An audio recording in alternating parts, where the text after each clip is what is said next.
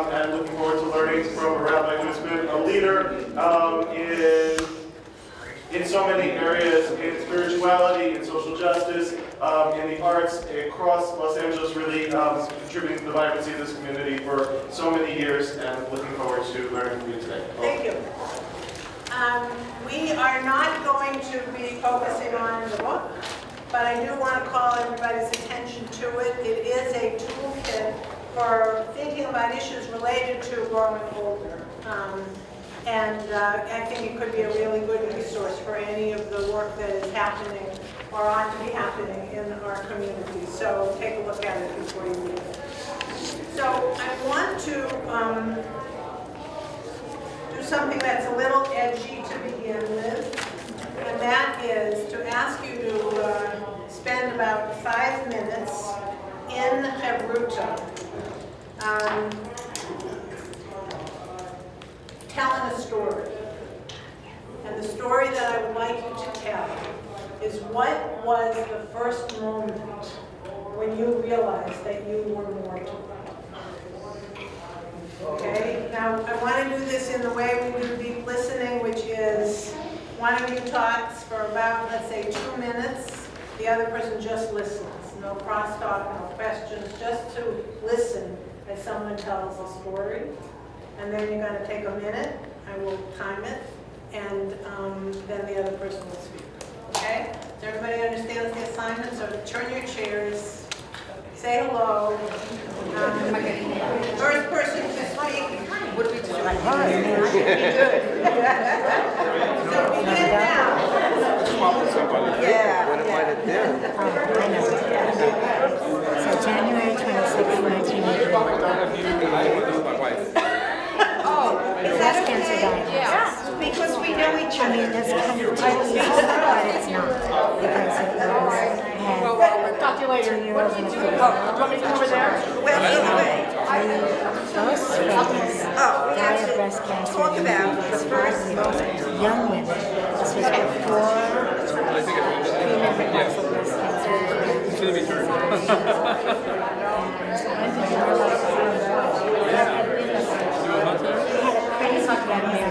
Actually, several children lived in this little house with my grandmother. For some reason, she had the number 37 over the doorway between the living room and another mother. Never knew why. It was the number 37, like in black letters.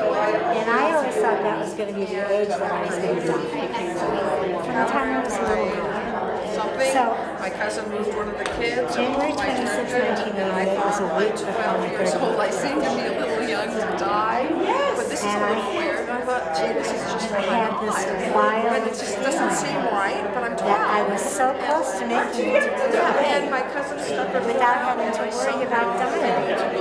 And now, here I was on this surgery table with this biopsy. My parents were Wonderful doctor coming over story back in the and day. That's the last time you're doing that. It was actually my and I first thought to myself, this is the first time the word positive was ever been negative. And then this older person, which is probably more of the I'm not going to let this kill me, but I know someday I'm going to die. I think it's probably when my toes and my mouth like no longer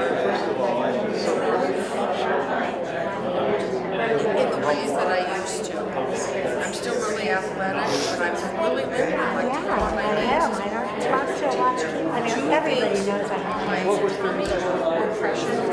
what? Okay, I invite the first Never person to knew. begin to conclude. Never found out. First person to conclude. I think it was. I had a heart attack a few years ago. Fortunately, it was not. Now I will ask you to just take a moment in silence and maybe take a deep breath. Maybe thank the person that just told the story. Take a minute, a few seconds. So when my dad died, Okay, the second person tells he was only 69 or 68. My wife says 68. I don't know how 68.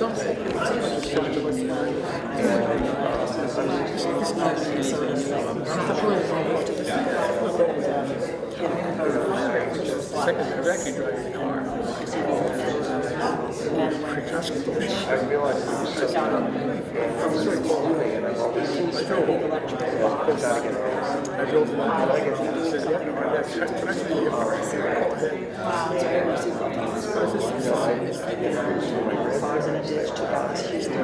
Nothing you want to do. I couldn't protect this idea. Turns out I had a terrible bus driver. Turns out everybody else high engine very low. Doctors not understand enough to say, hey, you know, this is okay, that's your ratio. Anyway, so that was a thing. Sad case going now with the guy in jail. But not so much. Jail, I don't know. And it's not even tried. It's not even made progress with the trial. It's very sad case. Every time I see him, I know recommending surgery. There are moments. There are moments when it's really, on the other hand, I have more sense. My son trying to what is life about? So it's even the parts of it. Yes, family, I think, but see something in the jail. Not the original and looking at the surgeons, it's always been here I am. And I'd like you to make this part of the conversation. This has been the regular standard. I feel like it's whatever it is that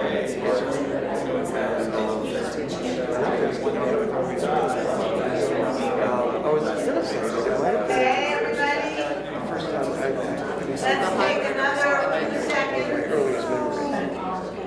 Another 2 seconds. Take a deep breath. Perhaps the person that was just listening can say thank you to the one who was just sharing. Let's take a few deep breaths.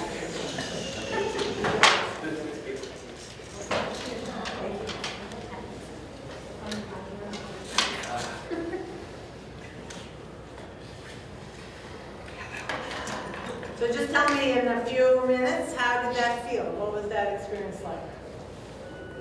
Yeah, it was wonderful because I got to hear Linda's story. And not only did I empathize with her story, it made me think about things in my own congregation, and it tapped a couple of feelings I hadn't actually thought about, which I think is the whole point of the exercise now. Anybody else? Was it hard to do? Meaningful. It wasn't hard to do, although I don't think I ever thought the question out before. It's sort of surprising what I came up with. Interesting, right?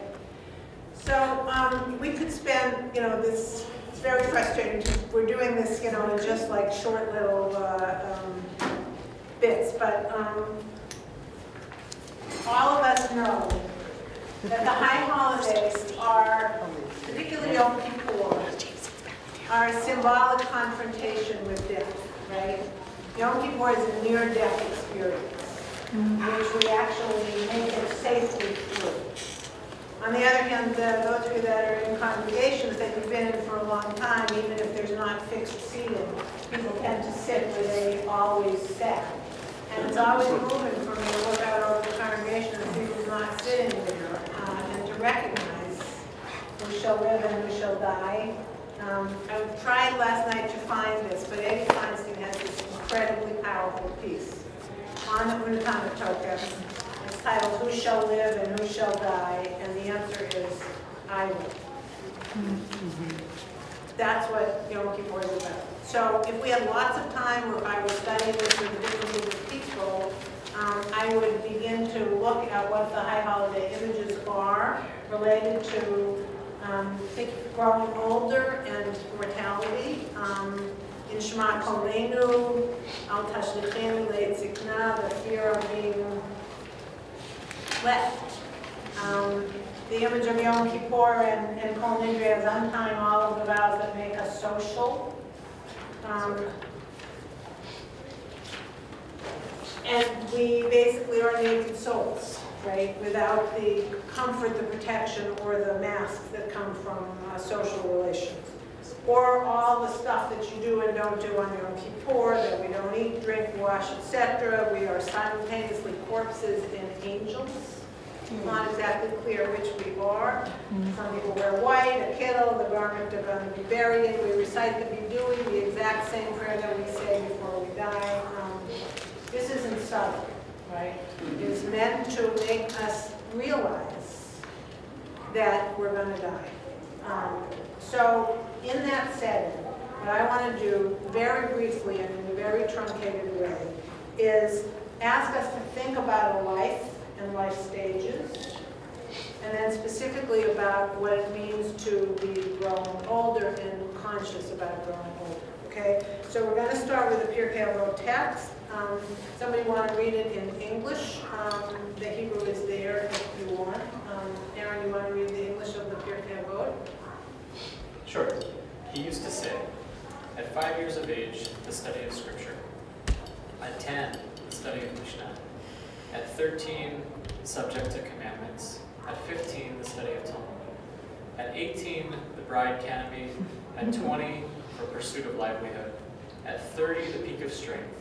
At 40, wisdom. At 50, able to give counsel. At 60, old age. At 70, fullness of years. At 80, the age of strength. At 90, a bent body. At 100, as good as dead and gone. Okay, this is a very famous text. We all know it. We all teach it.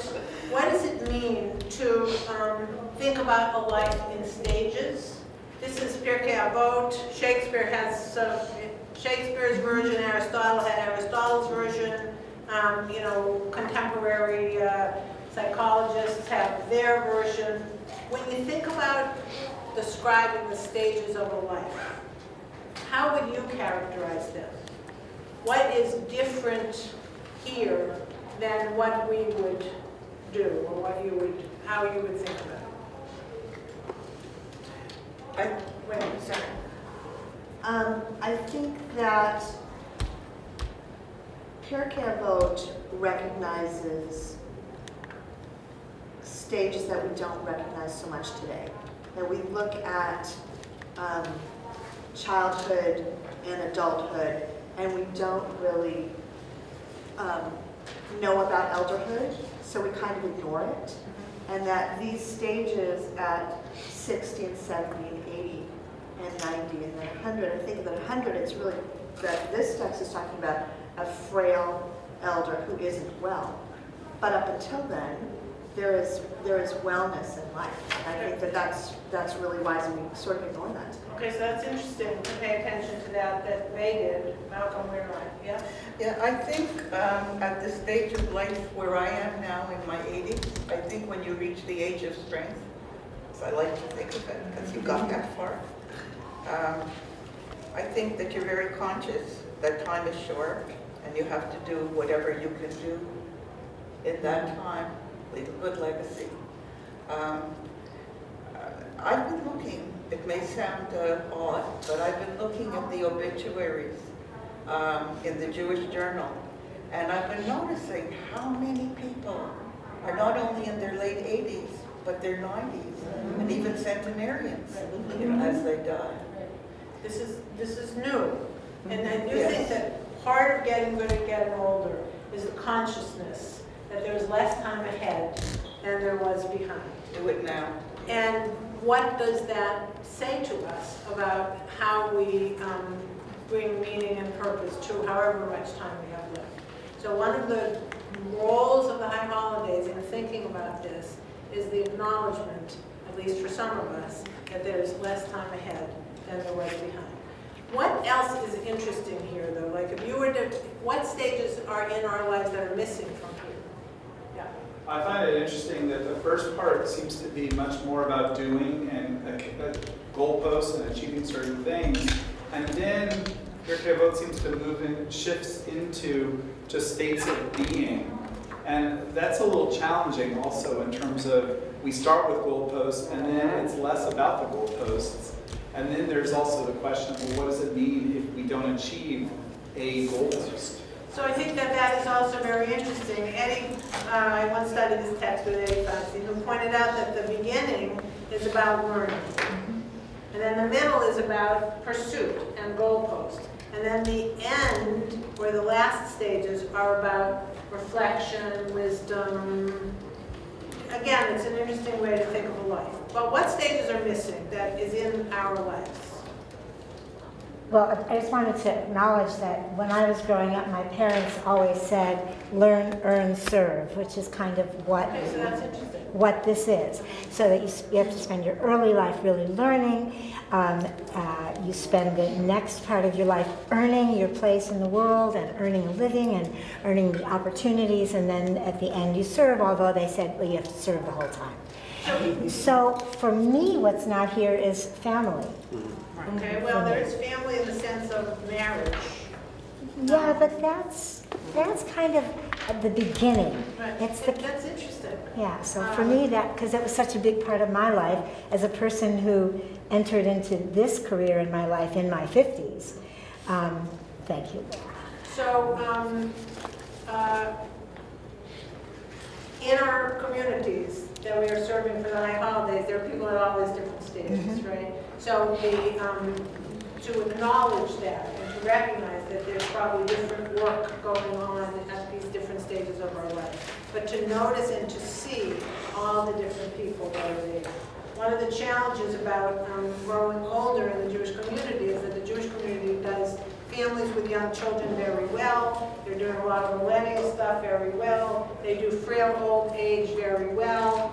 The population that is not paid attention to, not by funders, and frankly, I think not enough by our congregations, are people in this new stage between midlife and frail old age.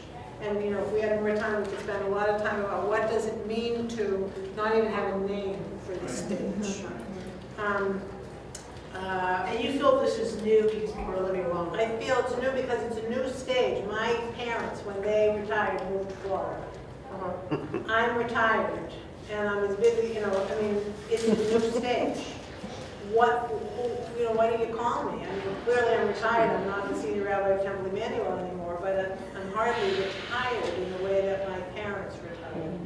And I think that that sort of changes everything, and if you can't name it, it's not clear what it is, and we're going to look at that in another moment.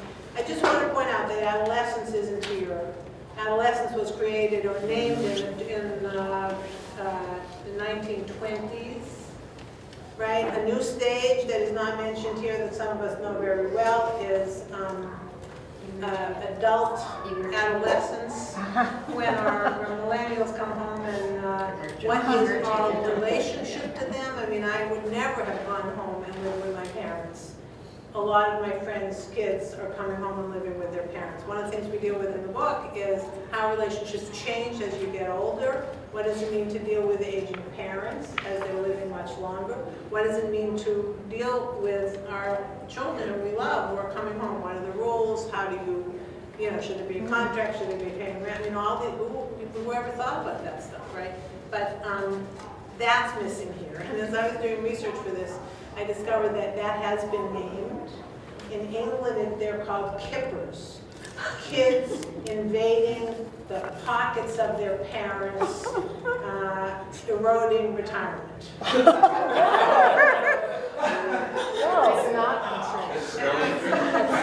Anyway, just so that if you don't have a sense of humor about this, you're screwed, right? What are these stages? So at 60 for Zikna, at 70 for Seva, at 80 for strength, and I think that, is it Corinne? Yeah, it's mine. Corinne's My alarm. insight that if you made it to 80, that means that you're strong, right? I mean, but so what does Zikna mean? And what does Seva mean? What are your associations with those words? Say again, The yes. hoary head. The hoary head, right, I brought texts that we can't actually study, but I just want to point them out. If you all look at, on page 4 at the bottom, and Abraham became Zachem, page 4. Until Abraham there was no old age, so that one who wished to speak with Abraham might mistakenly find himself speaking to Isaac. Or one who wanted to speak to Isaac might mistakenly find himself speaking to Abraham.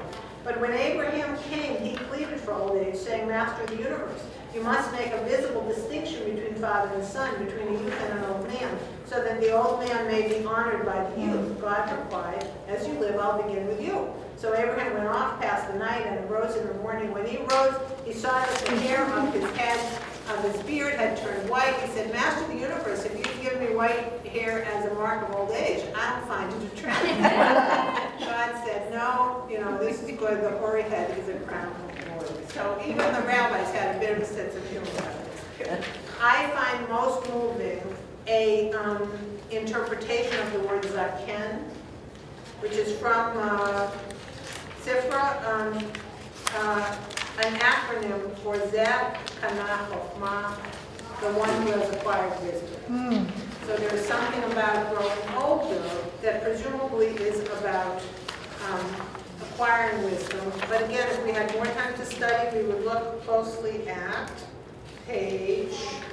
Rick, how's that an acronym? 'Cause I think, I couldn't figure that out, but that's what they say.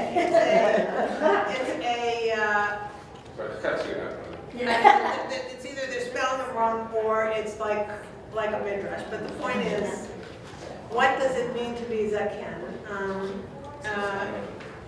If you look at, let's see, page. I can't find it.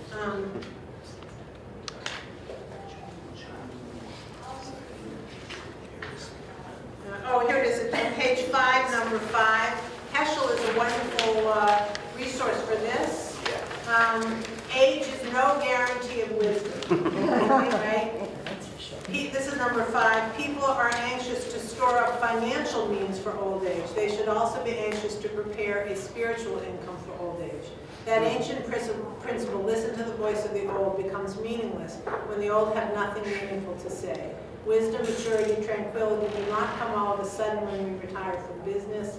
Education for retirement is a lifelong process. So it isn't just you turn 60 and suddenly you have acquired wisdom. You have to work at acquiring wisdom. And one of the challenges, I think, for us in our community is to help people at this stage think about what they need to be cultivating now in order to become the 85-year-old, the 90-year-old, the 100-year-old that perhaps they would like to be. So we could spend a lot more time on this, but in the interest of time, I want to call your attention to a text on page 2 that is pretty familiar. Karen, can you read it? Page 2, the top of the page. Yeah, which Karen? Either Karen, Hebrew, English? whichever you want. ויאמר אדוני אל אברהם לך לך מארצך וממולדתך מבית אביך אל הארץ אשר ארצך. Keep going? Yeah. ועשה לגוי גדול ברכך ואגד לה שמך ויהיה ברכה. ברכה מברכך במקומך האור ונברכו בך כל משפחות האדמה. וילך אברהם כאשר דיבר אליו אדוני וילך איתו לוט ואברהם בן 5 שנים ו70 שנה בצאתו לחרן. Okay, familiar, we teach it all the time. If we had more time, I would ask you what questions immediately jump out at you from this familiar text. And in the context of this conversation, what is a question that jumps out? He's 75 years old. How could he possibly leave his place? It doesn't work. Or, How is he going to be growing, really? I mean, there's this promise of growth, really. so it's, God didn't pick a millennial, right? Right. Oh my God, how many times do you read this and not realize that you could interpret it as talking about me? Lech Lecha, from everything that's familiar to me, and I don't know where I'm going. That's a pretty interesting thing to notice in a text that we teach all the time and don't usually notice that. We all know all the different interpretations, Lech Lecha, go to yourself, go to them, but just think of, first of all, the richness of using this text, if you're teaching it in the context of this, but also of helping people think about what the invitation is at any given moment of their life. Okay, so questions that emerge for me out of this.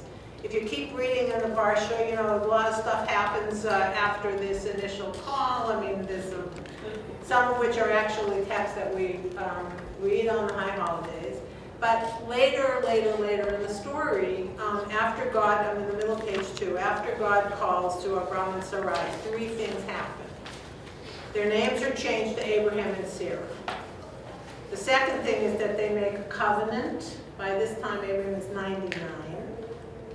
A covenant we know is a new promise, right? And the third thing is that they offer sacrifice.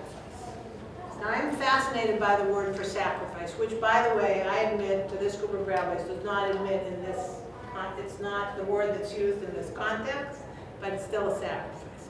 What is the word for sacrifice? Lahakriv. What does lahakriv mean? It means to draw close, but it also means to let go. So when Abraham and Sarai are called,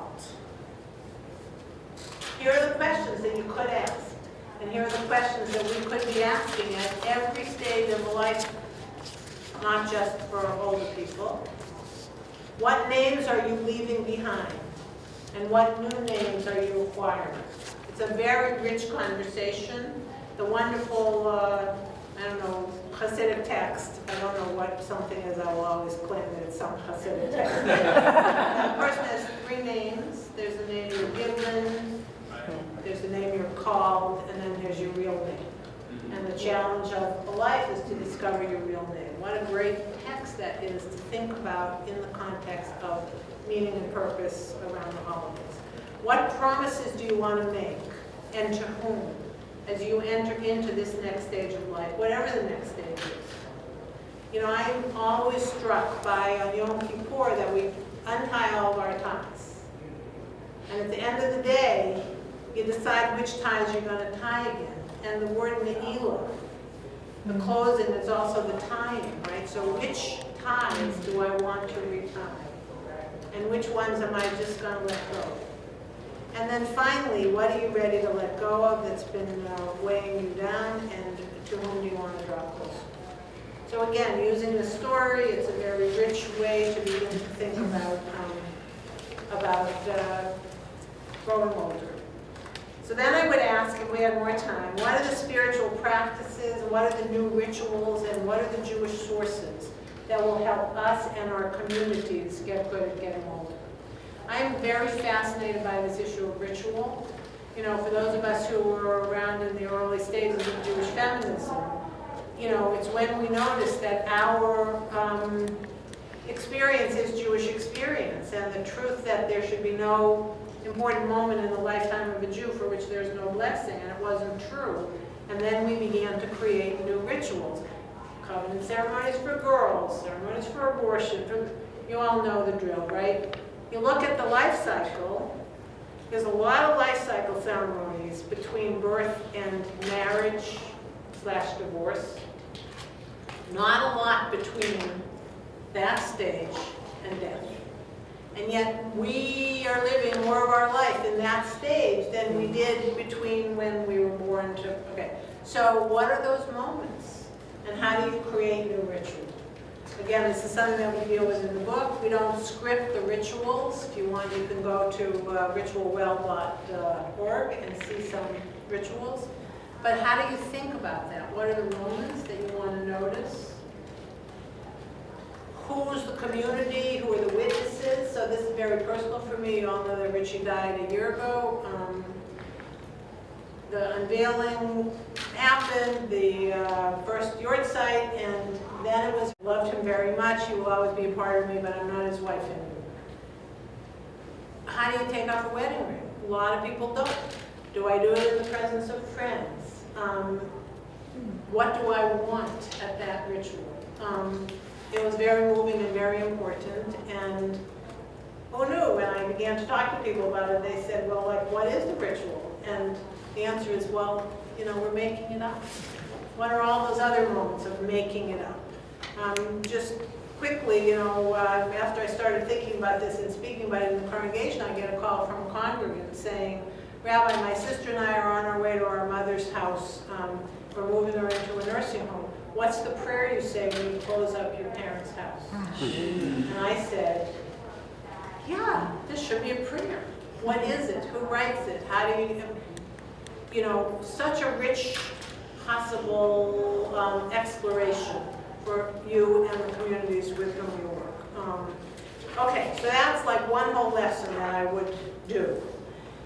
Now I want to switch gears and talk about something that I think is very critical and is also related. In 2004, now on the bottom of page 2, 2004, there was a study that said 1 in 4 Americans have no one in their life with whom they could confide. The former U.S. Surgeon General says, and I'm quoting, loneliness and social isolation are associated with a reduction in lifespan similar to that of smoking 15 cigarettes a day and even greater than associated with obesity. This has been labeled a health epidemic, loneliness. In England, there is now a minister of loneliness. It's a serious problem. Now, there's an article at the back of this, which I won't make you read, from Jane Brody a couple of years ago about loneliness. There's a it's something worth taking a look at because it exists in our congregations as well. Ato Gawande, who wrote this amazing book called Being Mortal. If you read one book in this area, that's the book that you should be reading. He identifies the plagues of aging as boredom, loneliness, and helplessness. Some of you know that at Temple Emanuel, we did this listening campaign before I retired, and we discovered that there were 4 major fears among boomers. We talked about 250 people in the congregation between 55 and about 75. And there were 4 fears: becoming invisible, becoming isolated, becoming dependent, and being without purpose. So there are people being without purpose, again on the bottom of page 2. There are people in our communities who are sitting there for the holidays and they are experiencing these things. This issue of invisibility, believe me, it's an issue. You know, I'm no longer the senior rabbi at Beverly, well, who am I? It is very interesting how, no matter how busy you think you are now, when you retire, when your kids move away, when the people who used to be your friends because they were the parents of your kids' friends, your social capital constricts. Who would ever think that any of us could ever feel lonely? And if that's true for us, believe me, it's true for the folks with whom we work. So I want to walk you quickly through a text because it's a perfect example of this, and that is the story of Tony. And we're not going to go through it again. We can spend an hour on it because it's very rich, and it's they're dealing with a verse that doesn't make sense, and Tony. And the second paragraph. One day, Honi's walking along the road when he saw a certain man planting a carob tree. Honi said to him, "This tree, after how many years will it bear fruit?" The man said to him, "It will not produce fruit until 70 years are past." Honi said to him, "Is it obvious to you that you will live 70 years, that you expect to benefit from this tree?" He said to him, "That man himself found a world full of carob trees, just as my ancestors planted for me. I too am planting for my descendants." Lovely story, we teach it to our kids, Tu B'Shvat, but the story doesn't end there. I never knew that there was an end to the story until I actually read the story. So, skip. Honi sat and ate bread, sleep overcame him, and he slept. A cliff formed around him, and he disappeared from sight and slept for 70 years. When he awoke, he saw a certain man gathering carob from that tree. Honi said to him, "Are you the one who planted this tree?" The man said to him, "I am his son's son." Honi said to him, "I can learn from this that I've slept for 70 years. And indeed, he saw that his donkey had sired several herds during these many years. Honi went home and said to the members of his household, "Is the son of Honi Hamagal alive?" They said to him, "His son is no longer with us, but his son's son is alive." He said to them, "I am Honi Hamagal." They did not believe him. He went to the study hall where he heard the sages say about one scholar, "His halachot are as lightning and as clear as in the years of Honi Hamagal. For when Honi Hamagal would enter the study hall, he would resolve for the sages any difficulty they had." Honi said to them, "I am he," but they did not believe him and did not pay him proper respect. Honi became very upset and prayed for mercy and died. Rabbi said, "This explains the folk saying that people say either friendship or death, u charuta u mituta, either friendship or death." Whoa. So, okay, I'm not teaching that to my kids in the school.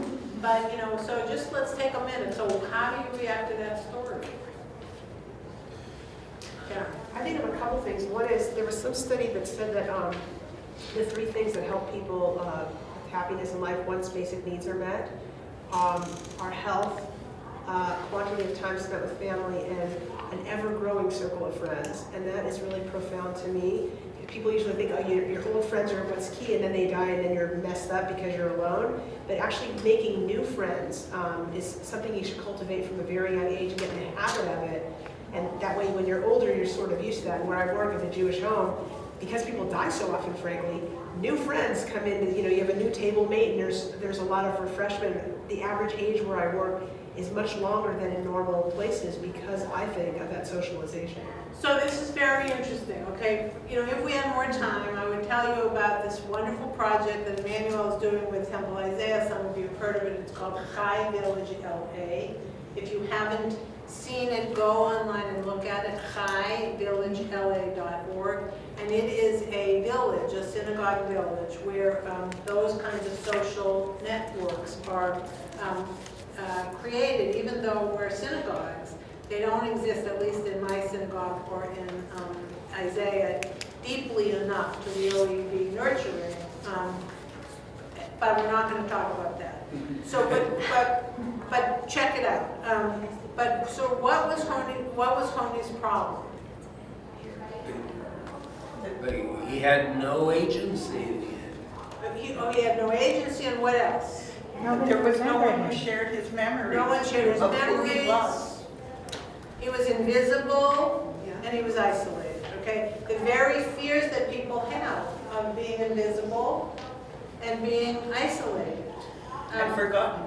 And forgotten, right, and sort of your legacy. I mean, clearly he said a legacy, right? I mean, it wasn't that he was really forgotten. His teachings were, fascinating, and we could spend a ton of time on this, but we're not. And so, Can I ask you a question about what you said before about on page 2 at the bottom, being without purpose, a sense of purpose? Because in the blue zones, one of the things that he talks about is that the elders have a sense of purpose. But what have you seen that people say is their sense of purpose? okay, so one of the great things about this village that we have is that it creates community, so people are no longer invisible.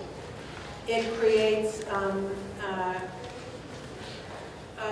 friendship. People are making new friends so that they're no longer isolated. It creates a sense of purpose because people help each other. So that, if all you do is volunteer in the village, take somebody to the doctor, or to drive somebody to a funeral, or to whatever, you have a sense of purpose. One of the things that we talk about in the book is, giving back. How do people at this stage of life find the right kinds of work to do, particularly if this is addressed to boomers who, at one point in their life, felt that they were changing the world. Will I still have the energy and the talents to do it? How do I go about doing that? I just got my 5-minute signal. So your book is focusing on your stage of life, not the next stage, That's correct? right. This book is for people who want to someday become the next stage of life, but healthy and in other words, this is for people in this middle stage, this new stage. Laura, you have 15 minutes. I have 15 minutes. Yeah. I have 15 minutes, Ellen, so I'm going to keep talking. Switch to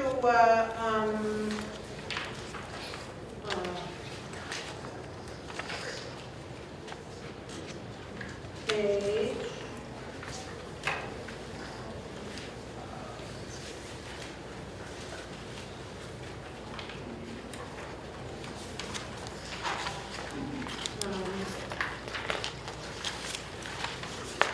Well, let me just tell you what the rest of the stuff is here, okay? If you look at page 4, there's another division of stages. And the idea that you have some choice about how you're going to blow over. Comparing Abraham, who is Ken, advanced in years and blessed with everything. To David, who's old, advanced in years, same words I can, but it can never felt born, right? So there's some sense of, some of this is out of our control about health, but some of it has to do with what we bring to this stage of life. Many of you know this book, Wise Aging. The late blessed memory Rabbi Rachel Cowan and Linda Thal. Very important book that was created for the Institute of Jewish Spirituality. And it's a kind of sermonic book. There's not a lot of humor in it. And it's about how to age wisely. How many of you have taught wise aging groups? Okay, so look around, and these are resources. Have you done it in your congregation? So just say a word about what that's been like in the congregation. It was incredibly important. It created an intense community experience for people who never would have had conversations with each other otherwise, and they have followed up on those. When they see each other at anything, there's like an intensity immediately across the room. They see each other, and it was a really amazing experience also to have people talk about the stuff. It's not just that we're invisible and absolutely all that stuff, but also to have people talk about it, and because the experience isn't visible too, right? You're invisible, but also nobody talks about it, and so that invisibility, to have that shared experience of communicating all of our thoughts, fears, experiences around it was really incredible. So wise aging groups are not just for older people. The fantasy that you could do an intergenerational conversation is an important fantasy. One of the things that I'm learning is that the intergenerational space turns out to be where most people are looking for community. Synagogues are one of the few places left in the world where there really is intergenerational opportunities. What kinds of programs could we imagine between our older folks and our, surrogate grandparents, grandparenting? There's a new energy about grandparenting. There are 2 or 3 new national initiatives, including the Jewish Grandparenting Network that started in Philadelphia. There's some project that is based in Jerusalem that's through the Jewish Agency. Pay attention to grandparenting. Think about that in the congregation, in your communities, surrogate grandparents or really grandparenting. What would it mean for us if our village were really intergenerational? I think if I were a young parent and I had little kids, I would want me to come to my house and watch my kids.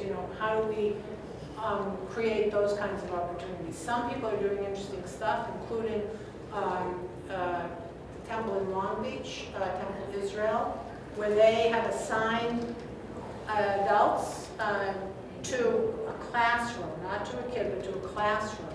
And they're with that classroom 3 times a year, I'm making this up, starting in second grade in the religious school, and staying with the classroom until the kids become bar mitzvah or confirmation. It's interesting ideas. I mean, think about, whoa, there's a lot of interesting stuff we could do. Beth?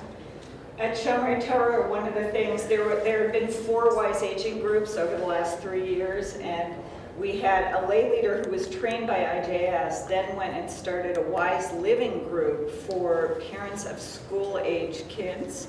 So it brought it into the next generation, and they were using the book to kind of teach to kind of explore some of the issues in that generation. So what are the practices, what are the spiritual practices that Judaism offers that we ought to be offering our folks? In our book, we talk about meditation, spiritual direction, journaling, I forget what are some of the others, and there's a wonderful exercise by Zalman Schachter, who was one of Richie's major teachers. He wrote this book, From Aging to Saging. He wrote it in 15 years ago, 20 years ago now. If he had written it now. Yeah, it talks about a Walkman in it. It's a little new agey. The book didn't age well. But he wrote it like everything else he did. It was 15 years too early.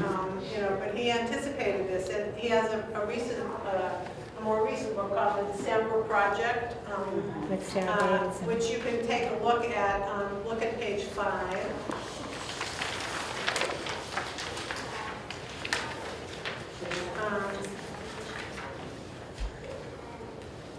Anyway, in our book, we republish his exercises for sages in training.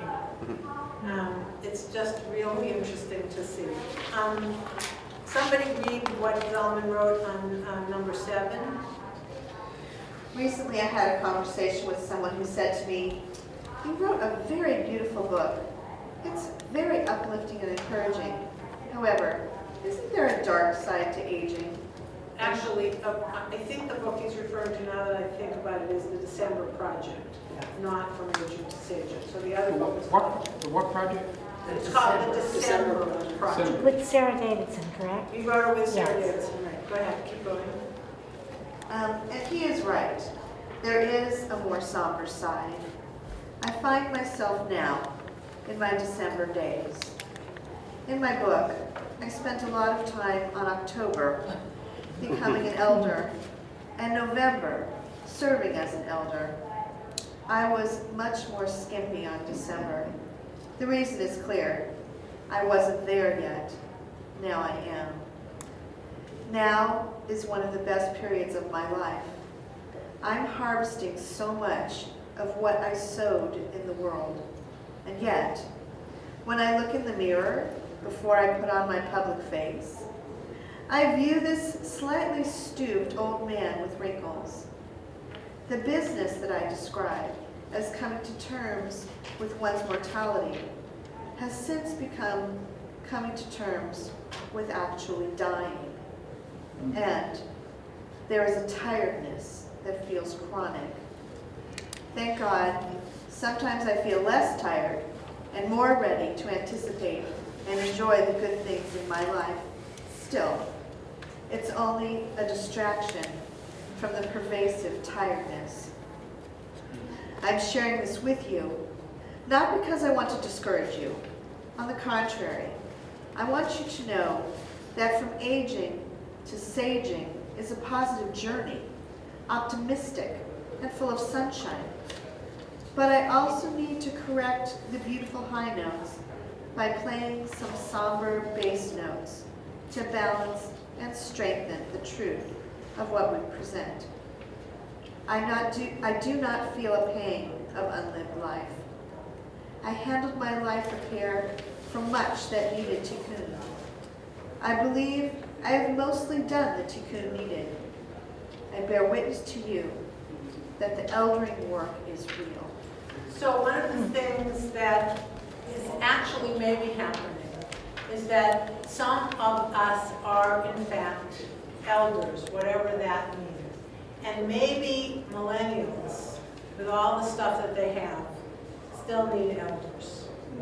somebody who has kind of lived and lived.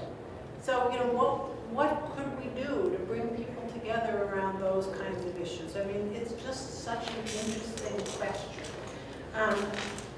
Rachel Cowan, I'm not going to read it all. Second paragraph on page 5. This, by the way, is from the first of the Jewels of El that Craig Taubman did. The spiritual work of aging is to cultivate our capacity to give and receive love by going within to understand our strength and purpose and reaching out to nurture and heal relationships that will form the fabric that supports, inspires, and comforts us as we grow older. Many of us approach old age the way we approach the Yamim Noraim, the days of awe, with fear and guilt. We dread the decline of our bodies and capacities and also the confrontation with our lives. We know we've not lived up to our intentions. We've hurt ourselves and others. These painful feelings show us what to work on, but battering ourselves with blame and shame will not let us transform the causes of our action. Our brains are actually neurologically incapable of opening to change when frightened or threatened. Our work as we age is to find the deep places of love inside us and to expand them to include those we need to forgive and those from whom we seek forgiveness. This work begins at home with the difficult task of loving and forgiving ourselves. Only then can it authentically expand out to our families, our communities, our people, and our world. And then she makes reference to the Elul Psalm 27. Okay, so much more now in 4 minutes. Let me just tell you what else is in this little packet. Some interesting other texts, you know, contemporary texts you might want to use if you're doing anything in a sermon about this. This lovely one from Diane von Furstenberg. Some I quoted myself. Nora Ephron, who has some very funny and painful stuff, but it's funny. And then all of Woody Allen. Now, I'm not sure what the politics are of quoting Woody Allen. Actually, Richie and I had a question, and then he died, so I couldn't ask him where he ultimately came out. But, you know, we do quote Woody Allen, but we don't actually name Woody Allen. We say a well-known comedian.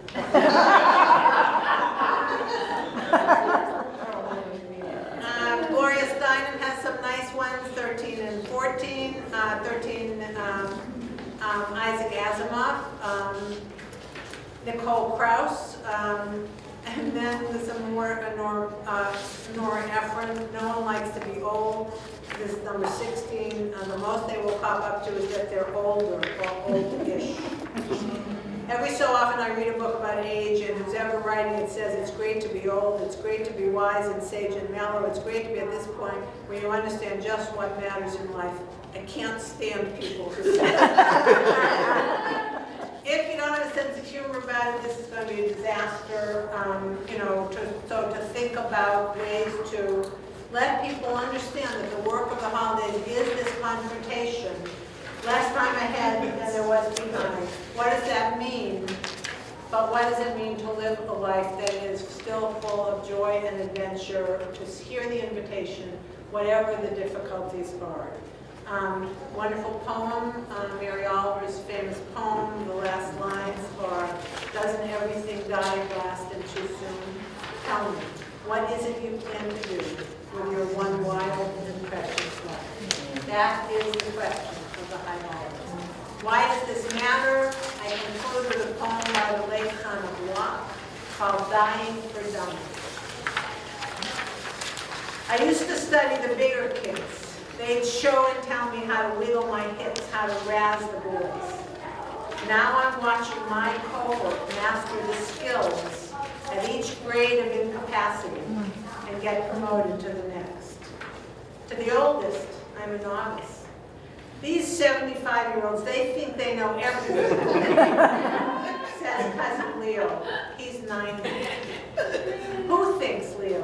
Who knows? We're too busy reading Gratitude and Being Mortal, passing around the revised edition of Dying for Dummies, still trying to get it right. And the young study us. And the young study us. That would be I want to remind you, That would be nice. I want to remind you that when we talk about this being a new stage of life, we talk about the boomers. Right now, boomers are in that next stage of life. People who were born between 1946 and 1964. But we are actually redefining the life cycle. My millennial children will someday be in this life stage. How we change our congregations, how we change the Jewish community, how we change civil society. It's on us to begin the work, and we're paying attention.